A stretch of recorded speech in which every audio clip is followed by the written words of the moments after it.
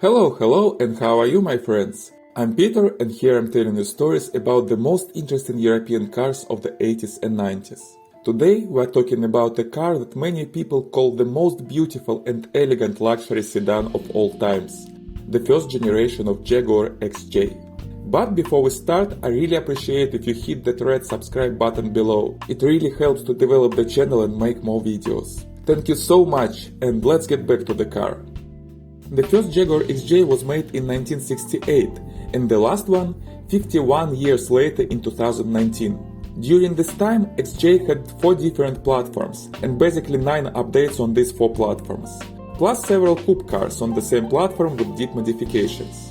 The production of the first generation started in 1968 and finished in 1987 for 6-cylinder cars, and at the end of 1992 for cars with 12-cylinder engine. The first update XJ got in 1973, known as Series 2, and the next update was in 1979. These cars are known as Jaguar XJ Series 3. Today I'm going to talk mostly about the first generation of XJ. The second generation of XJ was made from 1986 to 2003 with 2 rather large updates in 1994 and 1997. I'm going to tell about this generation in my next video. Stay tuned.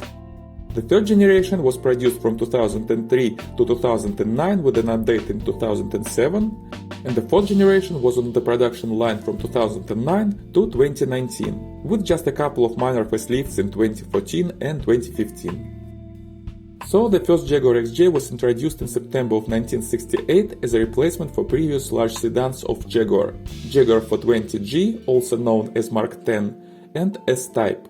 This was the last sedan developed with the participation of the founder of the company, Sir William Lyons, also known as Mr. Jaguar, and the first Jaguar produced under the new ownership of British Leyland. The car was rather well packed with technologies and was luxurious and very comfortable. Although its suspension was developed in the mid-50s and the straight 6-cylinder engines had their origin from the 40s, they were well updated and the driving experience was described as very positive. Steering, brakes and suspension provided good handling and very enjoyable ride quality, particularly in combination with high-class interior, comfortable seats and quietness inside the car. It's interesting that XJ had 2 fuel tanks and 2 fuel caps accordingly. Marketing materials said that this was made for better balance, but actually this is nonsense. The amount of gas in the tanks was almost never equal, and it didn't play any significant role in the weight distribution in a 4,000-pound car, as well as the weight of a driver or passengers. The truth is that this feature was inherited from the previous models of Jaguar, the same Mark X for example. Maybe Jaguar engineers used some parts of their platforms in the same gas tanks. Maybe they saw this as a distinctive feature of Jaguars. Or maybe they just wanted to save customers some time on fuel stops, and they were right, the XJ was very thirsty for petrol. Be whatever it may, but this became a nice little feature of the first generation of XJs, and a big headache for some modern owners of them because of the complexity and unreliability of fuel supply systems, which include several fuel pumps and a lot of hoses. Jaguar XJ at the start had 2 straight-six engines, with 2.8 and 4.2 liters. But in July of 1972, Jaguar introduced the XJ with 5.3-liter V12 engine. At that time it was the only mass-produced 4-door car with V12 in the world, and this stayed like that for a long time.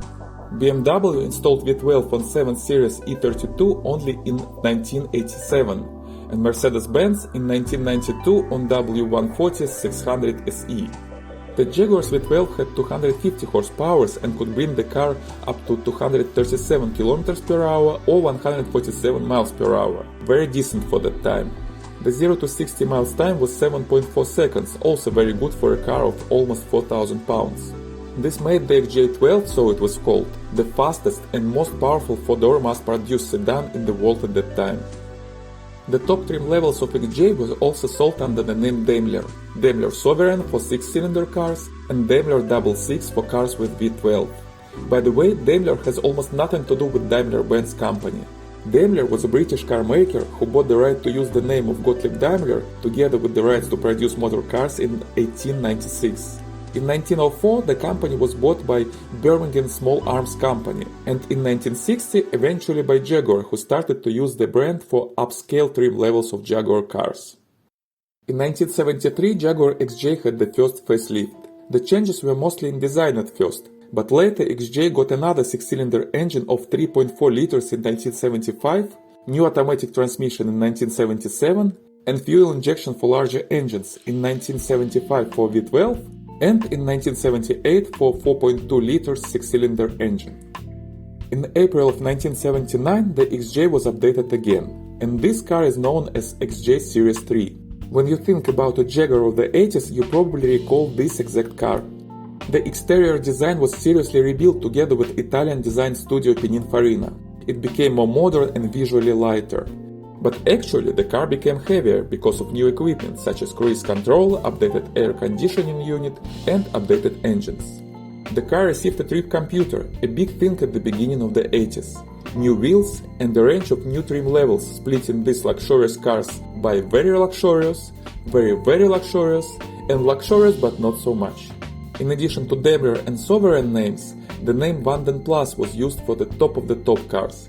Daimler Vanden Plus for 6-cylinder version and Double 6 Vanden Plus for 12 cylinders. This name, which came from British Leyland, was discontinued in 1984 because Jaguar was separated from sinking British Leyland and privatized. The Vanden Plus name was later used for top levels of Rover cars, but for American market Jaguar kept this name even in the 90s. The smallest 2.8-liter engine was dropped, and the engine range of the Series 3 included an inline-6 3.4-liter engine with 163 horses, a 4.2 with also 6 cylinders and 205 horses, and a V12 which produced 285 horny ponies from 1979 to 1981, and then after the update of engine had 295 horsepower. But the car actually was not that fast. Yes, all engines became more powerful since the Series 1, but the weight of the car also increased.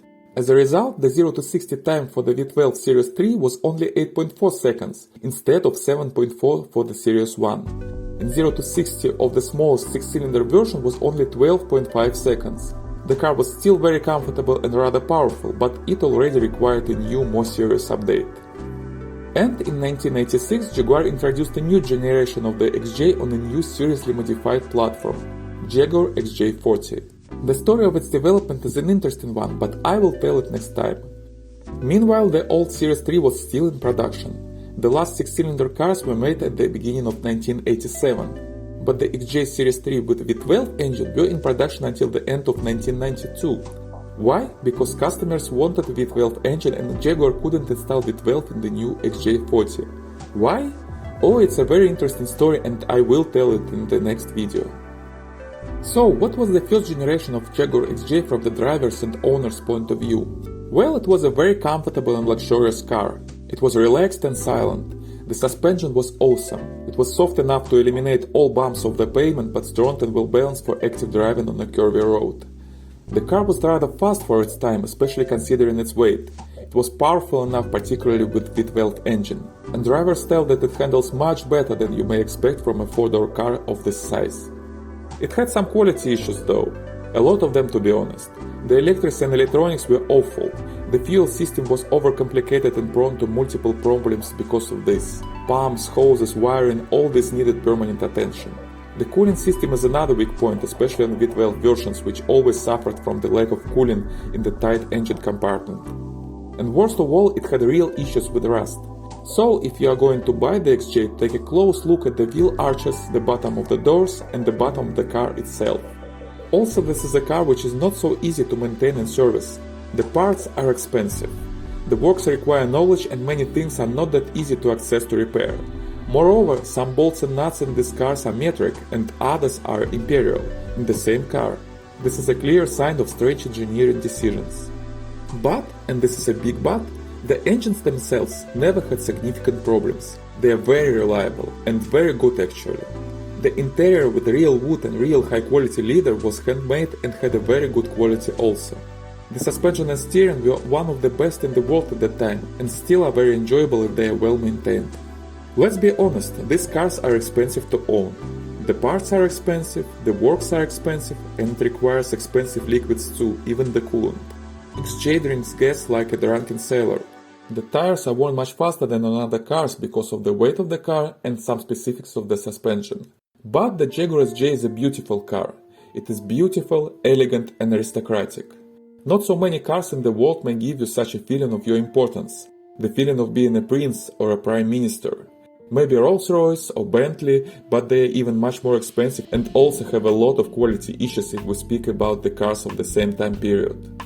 So this car is not for everyone. It has never been actually. But if you are brave enough and have enough gold and silver to afford such a capricious toy, do it. This is one of the last true British cars with the amazing feeling of belonging to British aristocracy and establishment of the 70s and 80s. Jaguar XJ of the first series was sold in the United States and you still can find one if you want to buy it. There are some cars on the market right now with asking prices from $5,000 to $35,000. But if you want more options, especially if you want a V12 engine or a true British car with a right-hand steering, you may take a look at the European market. These cars are older than 25 years, so you can legally import them to the United States. In the UK you can now buy a first generation XJ for 6,000 to 13,000 British pounds both for 6 and 12 cylinder versions. In continental Europe the current price is from 7,000 to 30,000 euros depending on the trim level and condition. And I personally think that this is a bargain, especially for a V12 car. You may find even better offers if you search deep and have someone with good connections in Europe. These cars are still undervalued against competitors, but they are starting to gain attention and the price is going up. So if you want to find a good example for a modest price, there is no reason to wait. Act now until it's too late. And by the way, if you'd like to buy Jaguar XJ from Europe and import it to the United States, I definitely can help you with this. We have very good connections in the UK. Check out our website for all details by the link in the description under this video. Well, thank you very much for watching. If you own the first generation Jaguar XJ, I'd love to learn about your experience. Please tell me in the comments below. And if you like this video, please give me a thumbs up and subscribe to the channel. New interesting stories are coming soon.